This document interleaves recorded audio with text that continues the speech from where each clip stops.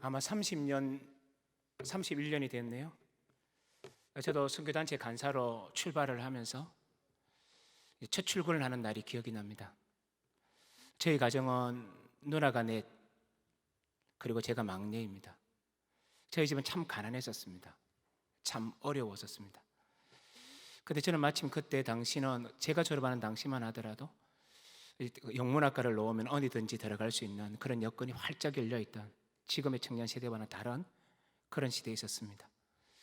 큰 누나며 모든 누나는 저에게 아주 협박 반 말하기를, 엄마 아버지 고생 많이 했는데 너 아들 너 하나만 대학 나왔는데 직장 들어가자, 엄마 아버지 먹이자.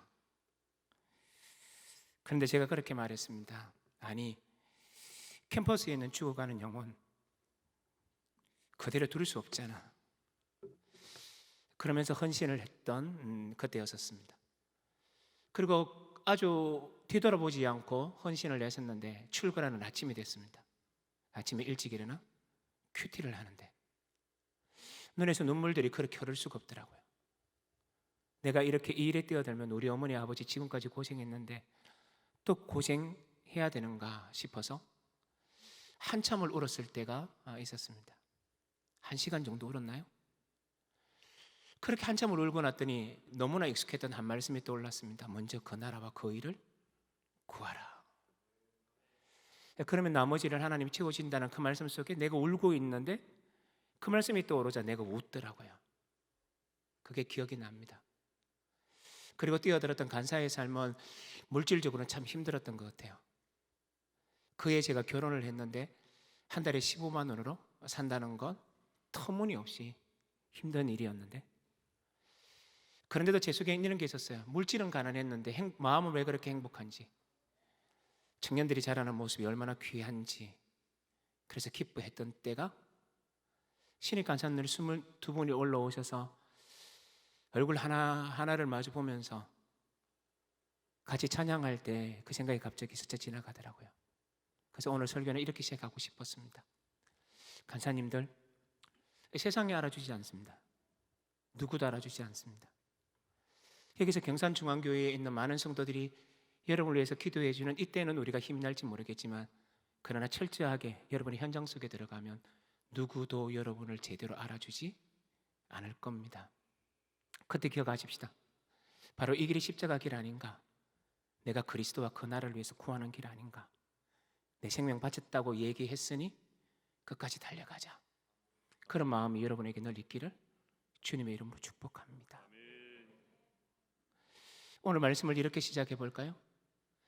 우리가 성경을 읽다 보면 성경 속에는 어느 한 구절, 어떤 한 문장이 굉장히 어렵게 느껴질 때가 있죠. 사실 오늘 시간이 많다면 여기 나오는 모든 어려운 문제를 다루고 싶지만, 그러나 오늘은 한 가지에만 초점을 맞춰서 그 어려운 문제를 좀 해결하는 게 좋을 것 같습니다. 그게 뭐냐면 1절에 나오는 말씀입니다. 예수님께서 이렇게 말씀하시죠. 내가 진실로 너희에게 이르노니, 이건 참말이다 라는 뜻입니다. 이건 참말이다. 뭐가요? 여기 서 있는 사람 중에 죽기 전에 하나님의 나라가 권능으로 임하는 것을 볼 자가 있느니라 라고 얘기를 합니다. 이 말씀을 들으면서 우리는 두 가지를 생각하죠. 첫 번째는 이 사건은 언제 일어났을까? 두 번째는 이 사건의 의미가 뭘까? 이 사건이 언제 일어났는가를 사람들은 생각하면서 굉장히 고민하기 시작했습니다. 제가 아니라 많은 신학자들이요.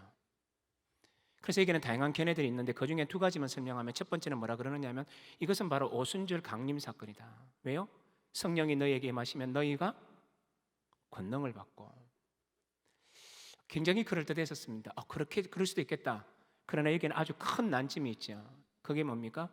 몇 사람이 아니라 전부가 보는 거니까. 그래서 이게 아닌 것 같아요. 그런데 이런 단점이 있는 것들보다 한 단계 더 나아가면서도 그럼에도 불구하고 인기 있는 학설이 하나 더 있습니다. 이건 언제냐? 주님이 재림하실 때다. 그때야말로 주님이 재림하실 때는 이 땅의 악한 것들, 이 땅의 슬픈 것들, 이 땅의 무질서한 것들을 하나님이 깨뜨리실 것이다. 하나님의 나라가 권능으로 임할 것이다. 이것만큼 확실한 게 없지요. 그런데 이것도 난제가 있습니다. 왜냐하면 예수님은 재림이 이루어지는 그날은 이미 우리도 재림을 못 봤는데요. 그렇다면 이 말은 뭡니까? 12사도는 이미 죽은 지 오래됐다는 겁니다. 그건 이것도 아니지요. 그래서 많은 학자들은 어떡하나 하는데 최근에는 거의 대다수가 여기서 아주 거의 대부분이 일치를 합니다. 그건 뭐냐? 마가가 기록하고 있는 뒷본문, 바로 오늘 변화산 사건이라는 겁니다. 그렇게 해석해도 되나요? 그걸 보면 우리가 2절에 굉장히 중요한 말이 나와요. 2절에 제일 앞에 나오는 단어가 뭐냐 하면 뭐가 나오죠? 엿새 후에. 엿새 후에라는 말을 우리는 그냥 보통 그렇게 생각할 수 있을지 모르겠지만요, 마가복음을 전공을 하고 공부한 사람들은 엿새 후라는 단어를 만만하게 여기지 않습니다. 용서하고 들으시면 좋겠는데요, 저는 복음서를 전공했거든요. 그 중에서도 마가복음을 전공했었습니다.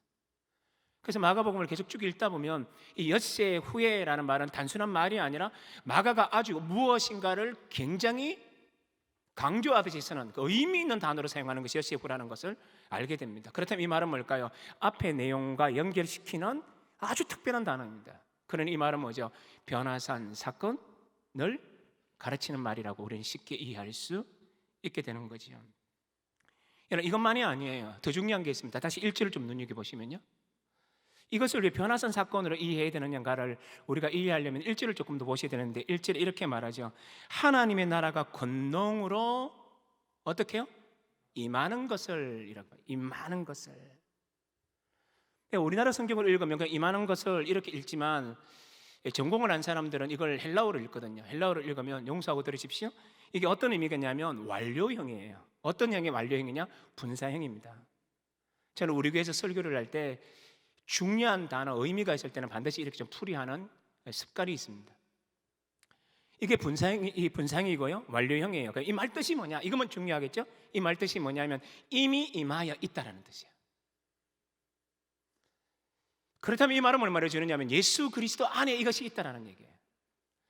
예수 그리스도가 있는 변화산 사건 속에 있는 그 예수 안에서 이게 드러난다는 것이에요. 이미 와 있는 분, 그래서 예수 그리스도 안에 임재해 있는 하나님의 나라가 어떻게 드러나는지를 드러나는 사건이 바로 이것이라는 것을 말해주고 있는 것이죠. 내용은 굉장히 쉽습니다. 그러므로 하나님의 나라가 권능으로 임한다는 말 뜻이 뭐냐? 굉장히 쉽죠? 변화산 사건을 이야기한다. 자, 그렇다면 우리는 좀 더 깊은 단계로 넘어가야 돼요. 그럼 이게 의미하는 바가 뭘까요? 이게 도대체 무슨 의미일까요? 여러분, 어떻게 생각해요? 하나님의 나라가 권능으로 임한다 그러셨어요. 권능하면 떠오르는 느낌이 뭐죠? 권능하면 뭐가 떠오르죠? 권능하면 어떤 생각들이 확 떠오르세요? 뭔가 다이나믹하지 않습니까? 그래서 여기도 헬라어 본문에는 그 듀나미스라는 말을 써요. 근시에 있는 거, 폭탄이 팍 터지듯이. 그런데 살펴보니까 변화산 사건 속에 그게 안 나타나요. 폭탄이 터지는 듯한 사건이 안 나타납니다. 그렇다면 이게 의미가 뭘까요? 하나님의 권능이 임한다는 말 뜻이 뭐죠? 우리는 생각할 때 아주 희한한 능력이 나타날 거라고 생각하는데, 그런데 그게 안 나타나요. 그렇다면 하나님의 권능이 나타난다는 말 뜻이 뭘까요? 의미가 뭘까요? 이제 우리는 이것을 조금 더 생각해 봐야 된다는 겁니다. 이 내용을 알기 위해서는 우리는 좀 다른 성경을 좀 참고해 볼 필요가 있어요. 여러분, 공관복음이라는 말을 많이 들어보셨죠? 마태, 마가, 누가복음, 요한복음을 제외하고요. 마태, 마가, 누가복음을 공관복음이라고 그럽니다. 이 말은 뭐냐면 비슷한 관점에서 쓰여진 성경들이라는 겁니다. 그래서 마태나 마가나 누가는요, 이 시간 구조, 공간 구조가 어떻게 되느냐면 갈릴리, 예루살렘, 갈릴리 구조예요. 그런데 요한복음은 어떻습니까? 갈릴리, 예루살렘, 갈릴리, 예루살렘, 갈릴리, 예루살렘, 이런 구조를 가지고 있다고요. 구조가 세 가지가 똑같죠. 마태, 마가, 누가입니다. 그래서 이런 성경을 연구할 때는 이 의미가 뭔가를 알 때는 병행 성경을 좀 보시면 돼요. 근데 누가복음이 눈에 들어오는 겁니다. 누가복음에 보면 굉장히 중요한 두 구절이 나오는데 그냥 제가 한번 읽어드릴게요. 빠르게 찾을 수 있는 분은 여기에 북마크를 해놓으시고 누가복음을 한번 찾아보는 것도 괜찮고 들으셔도 괜찮아요. 이런 말이 나옵니다. 문득 두 사람이 예수와 함께 말하니 이는 모세와 엘리야라. 마가복음과 똑같죠? 모세와 엘리야가 내려와 예수님과 대화하는 장면이니까 이거 똑같아요. 자, 그런데 그 다음 구절이 참 유명합니다. 누가복음 9장 31절이거든요. 제가 읽어볼게요. 영광 중에 나타나서 장차 예수께서 예루살렘에서 별세하실 것을 말할세, 이렇게 얘기합니다. 예수께서 예루살렘에서 별세하실 것을 말할세, 이런 단어가 나와요. 여러분, 이 문장에서 굉장히 중요한 단어가 두 단어예요. 두 단어. 첫 번째 단어가 뭐냐면 별세라는 단어예요. 예수께서 예루살렘에서 별세하실 것을 모세와 엘리야가 말했다. 그러니까 별세가 뭐냐라는 겁니다. 이 별세라는 말을요, 가장 간단한 말로 해석하면 죽음이라는 겁니다. 예수께서 십자가에서 죽으셔요. 예수님께서 예루살렘에서 죽는다라는 얘기예요. 그런데 이게 여기서 중요한 말은 그 말이 아니고요, 이것을 헬라어 원문으로 읽으면 나타나는 단어가 더 중요해요. 그게 뭐냐? 엑스터스예요. 제가 지금 금방 뭐라 그랬죠? 엑스터스. 엑스토스 하면 여러분 제일 먼저 떠오르는, 성경을 우리 많이 읽는, 우리 영어 성경을 읽는 사람들은 엑스토스 하면 무슨 성경이죠? 출애굽기예요. 그렇다면 이 말은 뭘 말해주냐면 예수님의 죽음이 무슨 사건하고 똑같다는 말이에요. 출애굽이라는 말이에요. 이 말을 다른 말로 바꿀까요? 예수의 죽음이 영적인 출애굽을 완성했다라는 뜻이에요. 출애굽의 뜻이 뭡니까? 죄악의 나라, 우상의 나라, 종놀이의 나라, 노예의 나라에서 해방되어 하나님의 적과 꿀이 흐르는 그 축복의 땅, 행복의 땅으로 옮겨가게 되는 놀라운 사건을 말할 때 출애굽이라고 그래요. 그렇다면 예수님의 죽음이 무슨 의미가 있다는 말입니까? 예수님의 죽음이 이렇게 사건이 뭐냐? 이 세상의 사단권세 깨부시고, 우리의 죄를 깨부시고, 우리의 죽음을 깨부시고 하나님의 나라로 인도하는 사건. 이게 뭐라고요? 예수께서 예루살렘에 별세하신다는 말 뜻입니다. 그러니까 예수님의 죽음을 뭐로 묘사합니까? 출애굽, 영적인 그 구원의 완성이라는 말로 얘기하고 있어요. 이 정도면 벌써 이미 짐작하셨을 겁니다.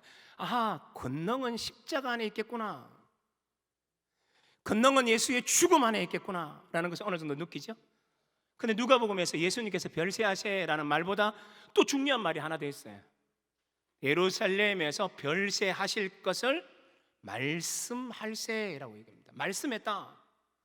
이것도 그냥 우리나라 말로 읽으면 말씀했구나 라고 하는데요, 죄송해요, 자꾸 헬라어를 써서 이 말씀할세라는 헬라어 원문을 읽으면 이 말뜻이 그 뜻보다 훨씬 강해요. 무슨 뜻일까요? 말씀할세, 이건요 시제가 굉장히 중요한데 미완료형을 써요. 미완료형. 이런 미완료형이 있을 때는 어떤 용법을 넣을 때 제가 많이 강조하느냐 하면 계속적 용법으로서 사용되어지는 미완료형이에요. 좀 어려운 얘기지만 중요하니까 말씀을 드리는 겁니다. 그럼 이 말 뜻은 이제 우리 적용해야 되겠죠. 이 말이 무슨 뜻일까요? 계속 말하여진 주제였다. 모세와 엘리야가 내려와서 예수님과 대화를 나눴던 대화의 주제가 뭐예요? 예수의 십자가예요. 예수의 죽음이었어요.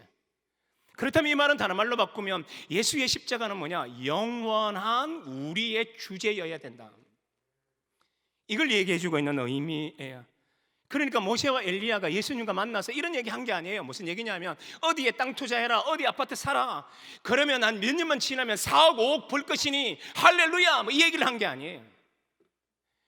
그 아파트 사면 3억을 얻으니까 영끌이에서라도 용지에서라도 아파트 사십시오라는 얘기를 하신 게 아니에요. 내가 무엇을 입을까, 무엇을 마실까, 그런 얘기를 여기서 한 게 아니라는 말이에요. 모세와 엘리야가 했던 얘기는 뭐냐면 오직 한 주제밖에 없어요. 영원한 주제. 그건 뭐냐? 십자가였었어요. 특별히 여러분, 모세가 나타났다는 말을요 우리 신학자들은 금방 압니다. 모세 뭐죠? 모세 율법입니다. 그래서 모세는 율법의 대명사예요. 엘리야는요 선지자의 대명사거든요. 그래서 모세와 엘리야를 다른 말로 바꿀 수 있어요. 율법과 선지자. 구약 성경을 일컫는 별칭이 뭔지 아십니까? 구약 성경을 읽을 때 사람들이 뭐라 그러냐? 율법과 선지자가 이렇게 얘기합니다. 구약 성경이라는 얘기예요. 그렇다면 이 말은 뭘 말해주느냐 하면 성경이 우리에게 말해주고 있는 것, 구약이 우리에게 말해주고 있는 것, 이제 좀 넓혀볼까요? 성경이 우리에게 말해주고 있는 유일한 주제가 뭐냐? 십자가라는 얘기입니다. 예수의 죽음이라는 겁니다. 왜 그래요? 예수의 죽음 때문에 우리가 살아나요. 예수의 죽음 때문에 우리가 살아나고 하나님의 자녀가 돼요. 성경도 말하지 않습니까? 우리가 구원받는 이름은 하늘과 땅 아래 어느 것도 주지 않았다. 딱 한 이름. 누구지요? 예수 그리스도. 예수 그리스도 이거 십자가만이 우리의 영원한 주제이다 라고 말하는 것이 바로 이 본문의 의미라는 겁니다. 자, 그렇다면 이제 우리는 이 본문의 시간과 의미까지 알았어요. 그런데 예수님께서 왜 이런 말씀을 하실까요? 왜 이렇게 세 명을 데리고 가서 하나님의 권능의 나라를 왜 십자가와 견주어서 말씀을 하고 계실까요? 왜냐하면 바로 십자가만이 온 세상을 구원하는 중요한 메시지이기 때문에 그렇습니다. 그래서 예수님은 자신에게 제자들 가운데서 가장 이너서클하고 얘기할 수 있는 가장 가까운 제자들을 데려가서 십자가의 사람, 십자가의 정신으로 바꾸고자 하는, 그들의 신비에 새기고자 하는 예수 그리스도의 의도가 여기에 있었다라는 거죠. 십자가가 뭐죠? 구원입니다. 예수님이 죽어야만 우리가 구원이 이루어지는 것이죠. 그 십자가라는 말은 굉장히 중요해요. 이런 얘기들을 사도 바울도 말을 합니다. 여러분, 사도 바울의 신학의 골자가 뭔지 아세요? 사도 바울 서신들을 우리가 많이 읽잖아요. 엄청나게 많잖아요. 그죠? 이 사도 바울의 서신들을 쭉 읽다 보면 우리가 이걸 알아야 되거든요. 그럼 사도 바울이 썼던 그 모든 이야기들의, 편지들의 중심 사상이 뭘까? 최고의 중심 사상이 뭘까? 바울이 최고의 중심 사상으로 삼는 게 뭘까라고 얘기하면요, 한 두 가지 정도로 설명할 수 있어요. 첫 번째는 뭐냐? 엔 크리스토스. 그게 뭐냐면 그리스도 안에서라는 말입니다. In Christ, en Christos. 이 말은 뭐냐면 예수 그리스도 안에 있는 것이야말로 우리 인생이 전부라는 겁니다. 바울은 언제나 편지를 쓸 때 그래서 뭐라고 쓰죠? 예수 그리스도 안에서, 그리스도 안에서, 예수 안에서라는 말을요 숱하게 반복합니다. 왜요? 중심이니까. 우리 인생의 최고의 행복이 뭐냐? 예수 안에 있는 것이라는 것을 말해요. 이게 중심이에요.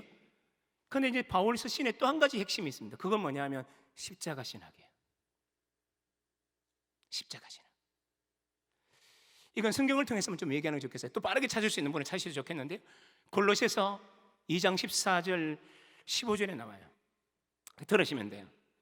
우리를 거스르고 불리하게 하는 법조문으로 쓴 정스를 치우시고 제하여 버리사 십자가에 못 박으시고 통치자들과 권세들을 무력하여 드러내어 구경거리로 삼으시고 십자가로 그들을 이기셨느니라, 이렇게 합니다.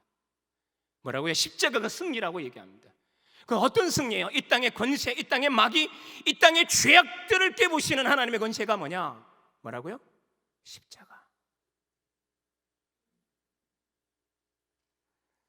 그래서 우리는 금방 알게 됩니다. 아하, 더럽지 않죠? 오늘 보면 하나도 어렵지 않죠? 우리 여기까지는 아마 익숙하게 여러분이 다 알고 있는 내용일 거라고 저는 생각해요. 정리해 보십시다. 무슨 얘기입니까? 하나님의 나라가 권능으로 임하는 결정적인 사건이 뭐죠? 예수의 십자가. 이걸 극적으로 보여주는 이유가 뭡니까? 십자가를 가슴속에 아로새기게 하기 위해서요. 제가 앞에서도 예수님의 죽음을 출애굽이라고 그랬지 않습니까? 출애굽 사건을 우리가 생각하면 우리가 느껴지는 게 뭐예요? 어떻게 구원이 이루어졌나요? 우리는 알잖아요. 10번째 재앙, 유월절 어린 양의 뭐로요? 피로. 이스라엘이 구원받았던 이유, 이집트는 죽고 그들은 수장당하지만 어떻게 해요? 이스라엘이 살아났던 진정한 이유, 유월절 어린 양의 피로. 제가 조금 전에 십자가를 뭐라 그랬는데 영원한 주제라 그랬죠. 마찬가지 이 영원한 십자가의 주제는 어디까지 울려 퍼지느냐 하면 이 역사의 종말을 얘기하고 있는 계시록까지 울려 퍼져요. 예를 들면 5장에 보면요, 이 땅의 모든 삼라만상이 주님을 찬양해요. 보좌, 예수님의 보좌, 하나님의 보좌 옆에 있었던 네 생물, 24장로, 그리고 모든 이 땅의 민족, 이 땅의 모든 백성, 심지어 이 땅의 모든 자연들마저, 그 삼라만상 모두가 찬양하는 찬양의 주제, 그 찬양의 주제가 뭔지 아십니까? 요한계시록 5장 12절에서는 이렇게 말해요. 음성으로 이르되, 찬양했다는 거죠. 죽임을 당하신 어린 양이, 죽임을 당하신 어린 양이 능력과 부와 지혜와 힘과 존귀와 영광과 찬송을 받으시기에 합당하십니다. 이 땅의 모든 삼라만상이 말하기를 일찍 죽임을 당하셨던 예수 그리스도를 향하여 찬양하는 거예요. 이 말은 뭐냐?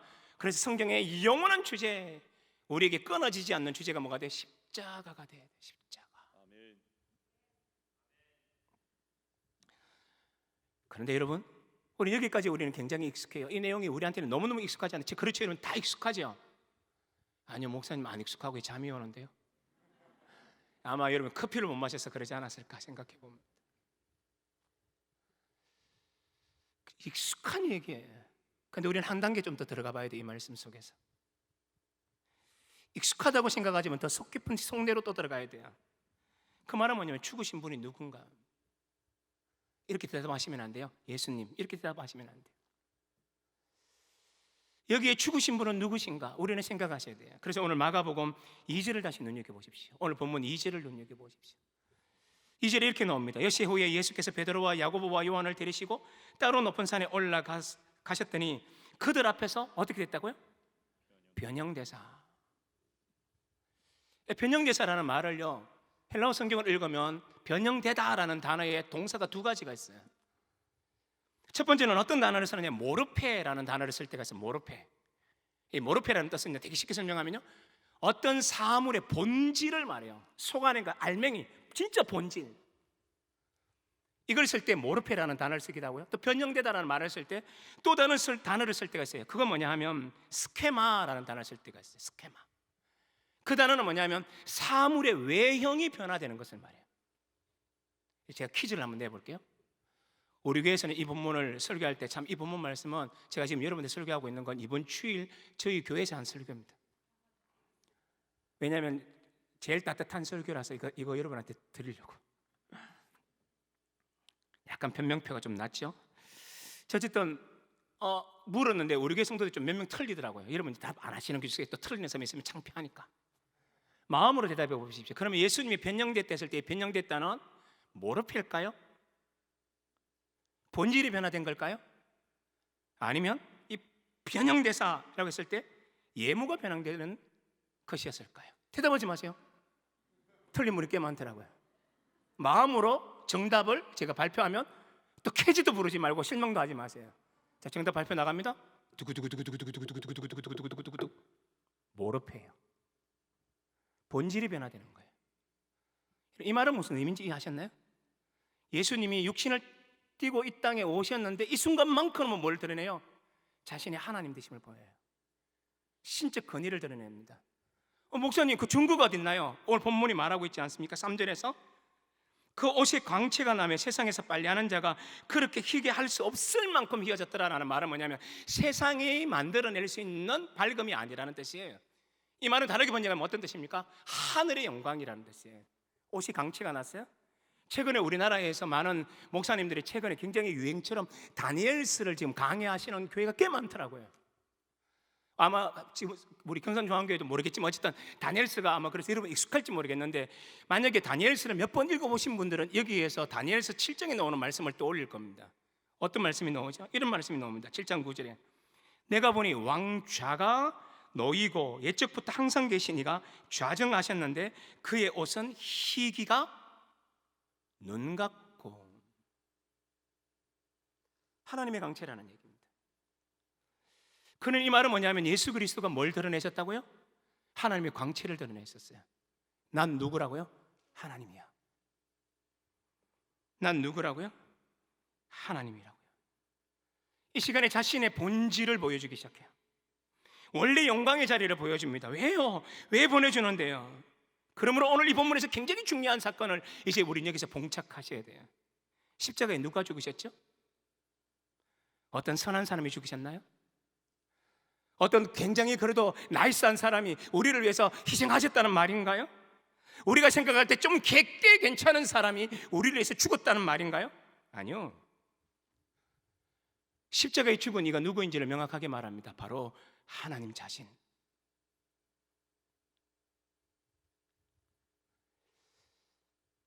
하나님이 죽지 않으면 우리에게 구원이 없으니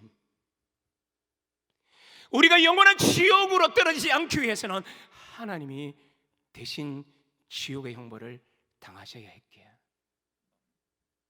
그래서 오늘 본문은 누가 죽으셨는가에 대한 올고전 대답은 하나님이 죽으셨다는 거예요. 제가 조금 전에 이 본문을 풀이하기 위해서 공간복음을 여러분하고 나눴잖아요. 누가 복음을 나눴죠? 이제 우리는 폭을 조금만 더 넓혀 보십시다. 공간복음 말고 이제는 요한복음을 한번 넘어가 보십시다. 변화 사건에서 하나님께서 이런 말을 해요. 구름 속에서 하나님이 뭐라 그런다고 하셨나요? 이는 내 사랑하는 아들이요. 사랑하는 아들? 여기서 말하는 사랑하는 아들을 요한복음에서는 어떻게 말할까요? 여러분 요한복음을 볼 때는요, 요한복음이 1장부터 마지막 21장까지 다 중요해요. 중요하지 않는 데가 없어요. 그러나 특별하게 목사님 그래도 특별하게 중요한 구절을 제대로 외우려면 어떤 거 공부하면 되죠? 1절부터 18절까지만 보시면 돼요. 서론이니까 1절과 18절을 깊이 연구하면 나머지 요한복음에서 개진되어져야 할 내용들을 섭렵하게 되거든요. 자, 어쨌든 이 서론 부분에서 사도 요한은요 우리에게 아주 중요한 진술을 18절에서 얘기를 해요. 18절에서 이런 말이 나옵니다. 본래 하나님을 본 사람이 없으되, 마찬가지잖아요. 성경이 늘 주장하고 있잖아요. 본 사람이 없어요. 그런데 아버지 품속에 있는 독생하신 하나님이 나타내셨느니라. 한 번 더 제가 읽어볼게요. 본래 하나님을 본 사람이 없으되 아버지 품속에 있는 독생하신 하나님이 나타나셨느니라. 여러분 이상하지 않나요? 독생자 해야 되잖아요. 우리 요한복음에서 너무 잘하는 게 있잖아요. 하나님이 세상을 이처럼 사랑하사 뭘 주셨으니? 독생자를 주셨으니. 저는 노래 부르면 안 되는데. 독생자. 제가 우리 교회에서 노래 부르면 노래 부르지 말라 그래, 못 부른다고. 그러니까 독생자 이게 나야 되잖아요. 근데 오늘 본문은 그렇게 말하잖아요. 독생하신 하나님. 이런 구절이 나오면요 우리 목사님들은 반드시 헬라어를 봅니다. 왜 독생자가 아니고 왜 독생하신 하나님 그랬을까? 원문도 그렇게 됐을까 하고 봅니다. 그러면 어떻게 되느냐 하면 모노게네스 데오스라고 해요. 데오스는 하나님이라는 말이고요, 앞에 모노게네스라는 단어가 나요. 모노게네스, 이 두 단어의 합성인데요, 모노라는 말이 뭐냐면 유일하다, 하나밖에 없다 이 뜻이에요. 게네스라는 말은 뭐냐면 같은 종류로서라는 뜻. 같은 종류로서. 그러니까 누구하고 같은 종류예요? 데오스니까 하나님과 같은 종류로서 하나밖에 없는 누구예요? 그러니까 하나님이라는 말 뜻이에요. 그러니까 저는 헬라어로 읽으면서 이렇게 나올 줄 알았어요. 모노게네스 휘오스. 휘오스가 뭐냐면 아들이라는 뜻이거든요. 그래서 모노게네스 휘오스 이렇게 나올 줄 알았는데 아니더라고요. 모노게네스 데오스라고 나와요. 하나님이라고 얘기해요. 그렇다면 이 말은 우리에게 뭘 말해주느냐 하면 아들이 죽으셨다라는 이 말의 의미는 뭘 말해주냐면 곧 하나님이 죽으셨다, 영광의 하나님이 죽으셨다, 영광의 하나님이 우리를 위해서 죽으셨다라는 거예요. 그러니까 이제 굉장히 쉬워졌어요. 무슨 얘기냐? 하나님의 나라가 권능으로 임한다 했어요. 이 권능이 임하는 게 무슨 사건이에요? 정말 여기서 우리는 늘 생각할 때 권능이 임하면 어떤 일이 생겨난다고 생각해요. 하나님이 전능한 힘을 여기서 빵 터뜨리고 저기에 빵 터뜨리고 저기에 폭탄 터뜨리고 저기에 악마들을 다 쓸어버리고, 우리 가정을 괴롭히는 모든 힘겨운 것들을 하나님이 와가지고 한순간에 날려버리고, 돈이 없어 쩔쩔매는데 누가 준 로또가 56억이 당첨되고, 집 한 채 샀는데 10억이나 오르고, 이것들이 권능이라고 생각한다면 여러분 큰 오산이세요. 권능이 뭐지요? 무기력한 죽음이에요. 예수님의 무기력한 죽음. 왜 그래요? 왜 영광의 주께서 무기력한 죽음을 죽으셔야만 우리가 살아나요? 왜 그게 권능이에요? 왜냐하면 구원이라는 것은요 하나님이 대신 치루신 희생 싸움 가운데 일어날 수밖에 없는 것이 구원이기 때문에 그래요. 십자가가 뭐죠? 내가 죽어야 할 자리에 주님이 대신 죽어주신 거예요. 내가 지옥 가야 돼요. 그런데 하나님이 지옥의 고통을 당하셨어요. 내가 이 땅의 모든 슬픔과 아픔과 절망과 아무것도 할 수 없는 모든 힘겨움을 내가 경험해야 되는데 대신 하나님이 무기력 가운데 경험하셔서 거기에 뭐가 일어나요? 구원의 위대한 역사가 일어나는 거예요. 그럼 제가 오늘 이 시간까지 여러분에게 전했던 메시지 핵심이 뭐죠? 그래서 예수님은 마음속에 늘요 십자가만 생각해요. 그리고 제자들에게 십자가만 얘기하고 있어요. 예수님의 마음속에는 언제나 십자가였어요. 예수님의 영혼에는 언제나 십자가가 차올라 있었어요. 이제 뒷부분은 길지 않아요. 그런데 이 본문과 예수님의 모습과 대조되는 사람들이 있죠. 누구죠? 제자요. 주님은 십자가에 초점 맞추며 그 길을 가고 있는데 제자들은 딴판이에요. 정말 딴판이에요. 제자의 대표격이라 하는 베드로의 모습만 보십시다. 그는 뭐라 그럽니까? 비몽사몽간에 깨어나서 하는 말이 주님, 제가요 초막 셋지어가지고 직접 이렇게 본문에는 안 나타나지만 의역하면 주님, 초막 셋지어가지고요 하나는 예수님, 하나는 모세, 하나는 엘리야, 이렇게 해서 우리 여기서 좀 살죠. 무슨 소리죠? 베드로가 진짜 원하는 건 뭐냐면 황홀한 곳에 머물고 싶었던 거예요. 십자가를 통과하지 않고도 황홀하게 살 수 있는 이거. 왜 이것이 황홀한 것입니까? 조금 전에 말했잖아요. 예수님이 신적인 본질이 드러난 것이니까 이것은 어디예요? 천국이에요. 천국이 가장 가까운 모형이에요. 그러니까 이 천국의 모형 속에 이 평안한 자리에, 이 안온한 자리에, 황홀한 자리에 있다는 거예요. 그래서 옛날에 제 어릴 때 좋아했던, 요즘은 안 좋아하지는 않을, 유명하지는 않지만 어떤 모 가수가 불렀던 노래 있죠. 어르신들 잘 알 겁니다. 제 나이 또래도 잘 알 거예요. 저 푸른 초원 위에 그림 같은 집을 짓고 사랑하는 님과 함께 한 100년. 경산중앙은 너무 젊어서 아무도 반응이 안 오네요. 그거 지겠다는, 그거 하겠다는 거예요. 그렇다면 이 말은 뭐냐? 8장에 우리가 읽지는 않았지만 이 본문 바로 앞부분에 8장에 나와요. 8장에서 뭐라 그러면 예수님께서 이렇게 물어요. 너희는 나를 누구라 하느냐? 주는 그리스도이시요 살아계신 하나님의 아들입니다. 마태의 버전으로 제가 한 거예요. 그러니까 주님이 뭐라 그럽니까? 직설적으로 얘기합니다. 그걸 알자 직설적이에요. 뭐라 그런 줄 아세요? 내가 이제 십자가를 짊어지고 죽게 되고 그리고 부활하게 될 것이다. 너희들도 십자가를 따라오라 그랬어요. 그렇다면 이 말은 뭡니까? 초막을 짓겠다는 말은 예수님이 십자가를 지는 것, 너희들도 십자가 짊어지고 오라는 하나님의 명령도 깡그리 있는 거예요. 십자가의 명령을 깡그리 잊고 말하기를 이렇게 얘기하는 겁니다. 그러니까 십자가요, 너예요. 십자가 싫어요. 십자가보다는 저 푸른 초장 위에 나도 좀 행복하게 살고 싶어요. 그리고 또 이 베드로가 하는 얘기가 뭐냐면 예수님 보고 랍비여 그럽니다. 어떤 주석들을 좀 읽어보니까 주석은 이렇게 얘기하더라고요. 여기서 랍비라고 하는 것은 그렇게 가하지 않다. 왜냐하면 예수님이 스승이셨으니까.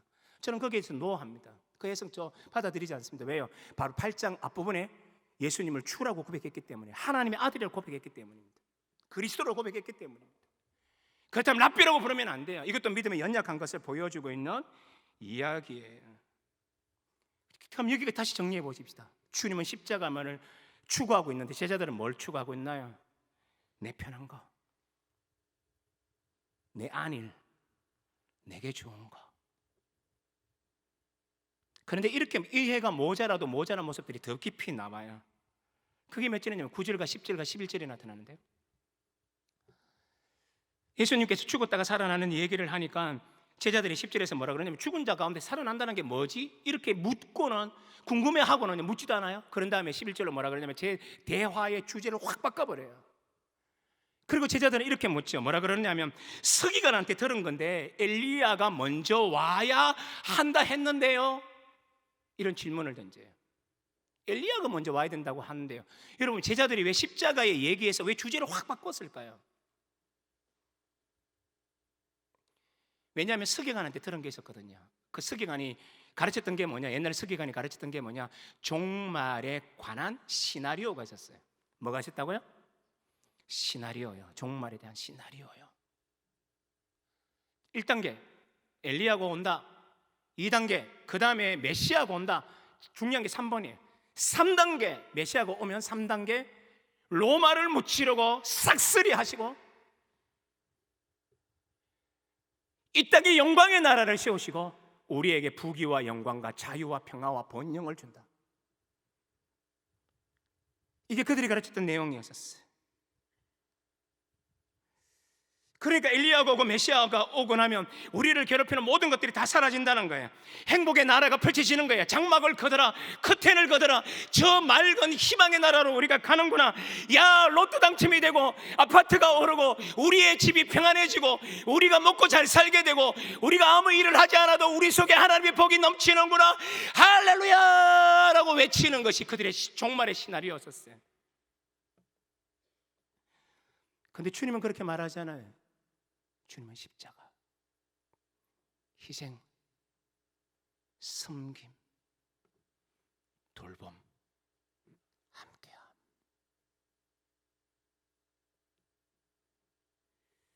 주님은 그들이 꿈꾸는 시나리오에 동조하지 않았어요. 이 말을 다른 말로 바꾸십시다. 제자는요, 그러니까 뭐예요? 늘 이런 꿈만 꿔요. 내가 잘 사는 것, 내가 잘 되는 것.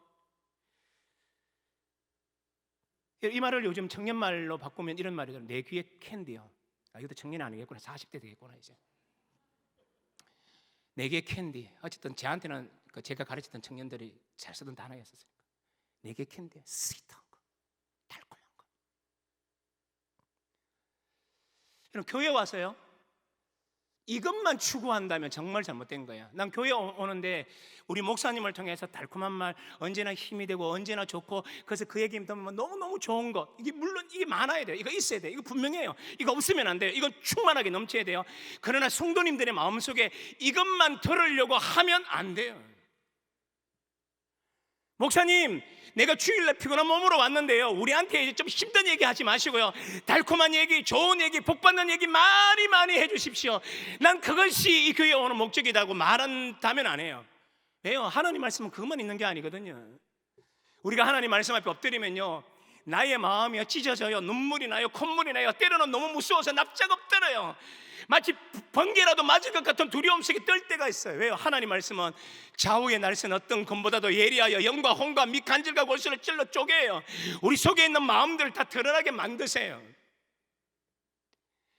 하나님의 말씀이 우리 마음속에 들어오면요, 우리는요 너무 불편해요.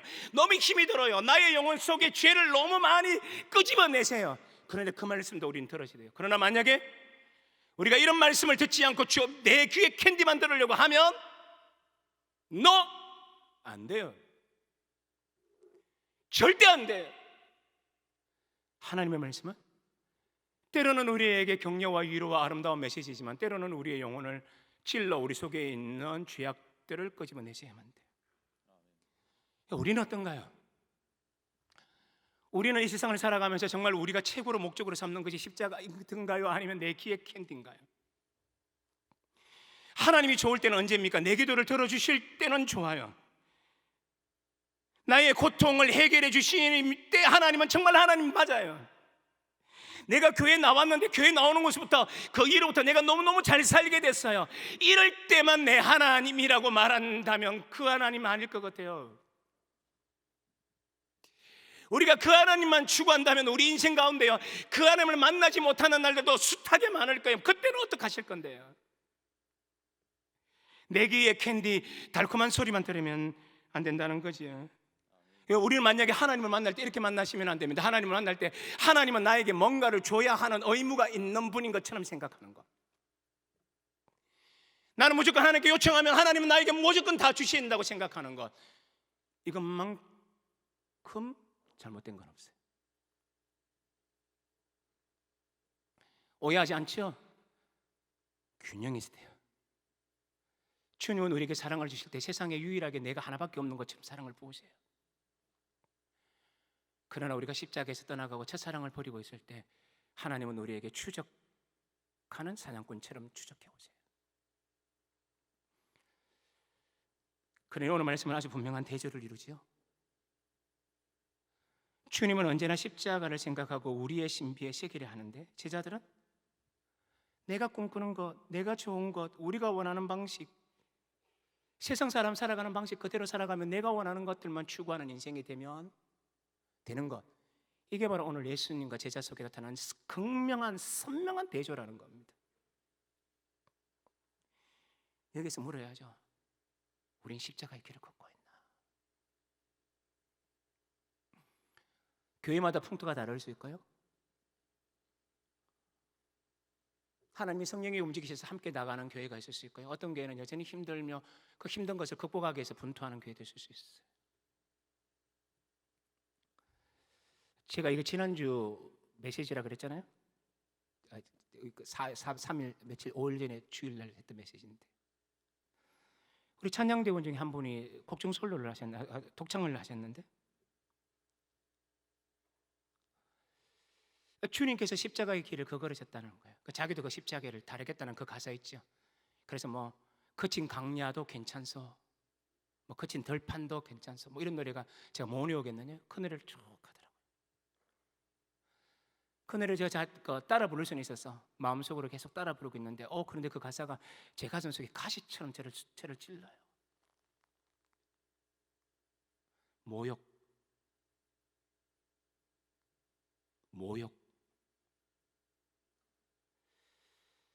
심각한 모욕이 닥쳐오는데도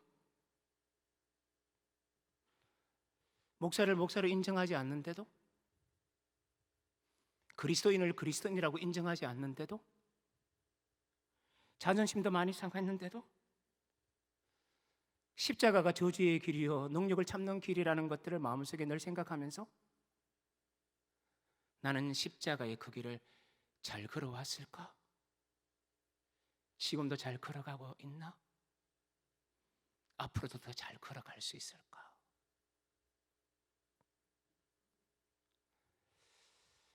나도 어쩌면 이 십자가의 길을 회피하고 싶은 생각들이 내 마음속에는 있는 것 아닌가? 그 가사가, 오늘의 메시지가 제 심령 속에 뭔가를 남겨놓고 있더라고요.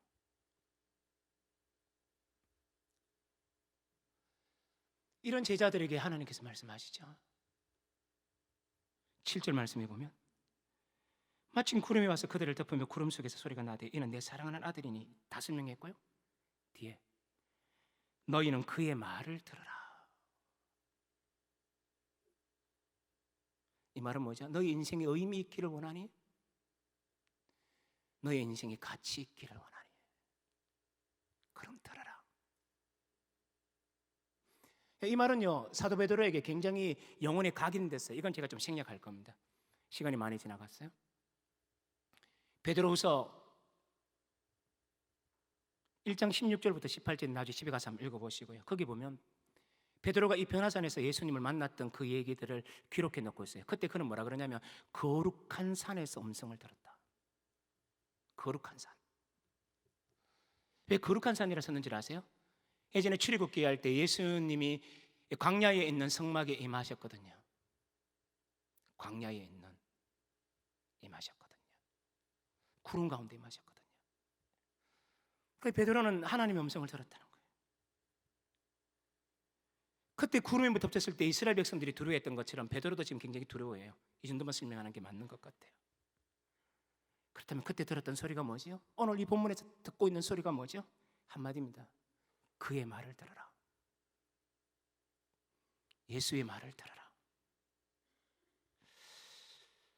지금 사순절을 보내고 있잖아요. 생각해봐야죠. 우리는 지금 누구의 말을 듣고 우리는 어디로 움직이고 있는지 생각해 볼 필요가 있어요. 정말 십자가를 내 가슴 속에 아로 새기고 주님이 원하시는 삶, 세상의 넓은 길이 아닌 주님이 가셨던 그 좁은 길을 여전히 내 마음속에 품고 살아가나? 아니면 세상 사람들이 꿈꾸고 남들이 꿈꾸는 그 모든 욕망들을 내가 가지지 못한 것 때문에 한탄하면서 우리는 그걸 못 가져서 안절부절하고 있지 않았는가? 여러분, 저는 이걸 적용을 여러분한테 그냥 맡기려고 해요. 여러분이 생각하셔야 돼요. 자신에게 물으셔야 돼요. 난 십자가를 사랑하고 있나? 아니면 내가 원하는 그 욕망대로 하나님이 이루어지시기를 위해서 우리는 지금도 갈구하고 있나? 난 우리 모든 간사 여러분들이 하나님 나라를 위해서 분투했고 헌신했다고 생각해요. 다른 좋은 길을 갈 수 없기에 했다고 생각하진 않아요. 행여 다른 좋은 길이 없어서 이 길에 왔다고 혹하는 사람이 있다 할지라도 이제 다시 생각을 바꾸셔야 돼요. 하나님이 섭리 가운데 나를 십자가의 사람으로 부르셨네. 누가 알아주지 않아도 괜찮고 강야의 길이라도 괜찮아. 주의 십자가의 길 나도 그렇게 해주셔서 감사해. 그 길을 여러분도 걸어갈 수 있다면 행복할 것 같아요. 사랑하는 경산중앙교회 성도 여러분, 오늘 한번 생각해 보십시다. 나는 십자가를 꿈꾸는가? 제자처럼 다른 것을 꿈꾸는가? 기도하는 내내 생각해 보면서 하나님, 제가 십자가의 사람이 되게 해주십시오. 우리 간사님들도 십자가의 길을 걸어가는 모두가 되시기를 주 예수 그리스도의 이름으로 축복합니다. 아멘. 아멘. 제가 짧게 한번 기도할까요? 주님은 언제나 마음속에 십자가를 두셨습니다. 십자가만 바라보며 살아갑니다. 십자가만이 권능이며 우리를 구원하시는 길임을 주님은 아셨기에 그 길을 묵묵히 걸어갑니다. 우리도 그 길 걷게 하여 주옵소서. 우리의 욕망이 아닌, 우리의 꿈꾸는 대로가 아닌 하나님의 말씀대로 십자가의 거기를 우리 가슴속에 아로새기는 우리가 되게 역사하여 주옵소서. 특별히 여기 있는 우리 신입 감사님들 한 사람 한 사람의 삶 속에 십자가의 길을 걷는 이 영광 언제나 가슴속에 아로새기며 달리게 하시고, 경산중앙교회 모든 성도님들도 하나님 안에 놀라운 사랑 속에 거하면서 동시에 십자가의 은혜도 잊지 않고 그 십자가의 길을 우리 건넌 귀한 성도님들로 늘 세워 주옵소서. 이 시간 이후에 기도할 때 하나님 우리 속마음을 만지시고 속에 있는 우리의 모든 것들을 다스려 주옵소서. 예수님 이름으로 기도합니다. 아멘.